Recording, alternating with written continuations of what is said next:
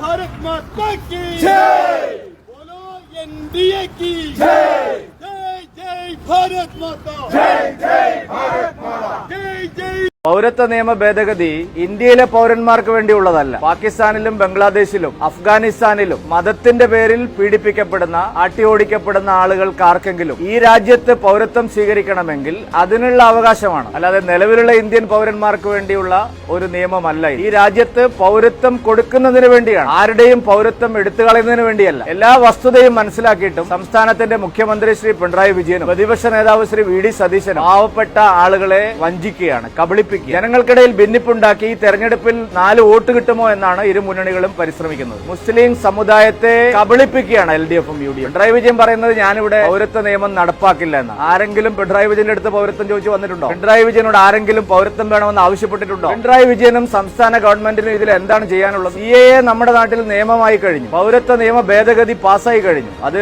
വിജ്ഞാപനമായി. ഇനി ആർക്ക് വേണമെങ്കിലും അഫ്ഗാനിസ്ഥാനിലോ പാകിസ്ഥാനിലോ ബംഗ്ലാദേശിലോ ഉള്ള മതത്തിന്റെ പേരിൽ പീഡിപ്പിക്കപ്പെട്ട ആട്ടിയോടിക്കപ്പെട്ട ആർക്ക് വേണമെങ്കിലും ഇന്ത്യയിൽ പൗരത്വം എടുക്കാം. മുഖ്യമന്ത്രി വലിയ വർത്തമാനം പറയാണ്, കേരളം നടപ്പാക്കില്ല. കേരളം എന്തിനാണ് നടപ്പാക്കുന്നത്? രാജ്യം നടപ്പാക്കിയ ഒരു നിയമം കേരളത്തിൽ എന്തിനാണ് പ്രത്യേകമായിട്ട് നടപ്പാക്കുന്നത്? അതൊക്കെ ജില്ലാ കളക്ടർമാർ ചെയ്തോളും. മുഖ്യമന്ത്രി ഒന്നും ചെയ്യേണ്ട ആവശ്യമില്ല, സംസ്ഥാന ഗവൺമെന്റ് ഒന്നും ചെയ്യേണ്ട ആവശ്യമില്ല. കേരളത്തിലും ഇത് നടപ്പാവും. കേരളം പിണറായി വിജയന് സ്ത്രീധനമായി കിട്ടിയ സംസ്ഥാനം ഒന്നുമല്ലേ. 30% വരുന്ന പാവപ്പെട്ട മുസ്ലിങ്ങളെ നിങ്ങളെ ഇവിടുന്ന് പുറത്താക്കും, പൗരത്വം നിഷേധിക്കും, ഞാനിവിടെ നിങ്ങളെ സംരക്ഷിക്കും. ഇയാൾ ആരാണ്?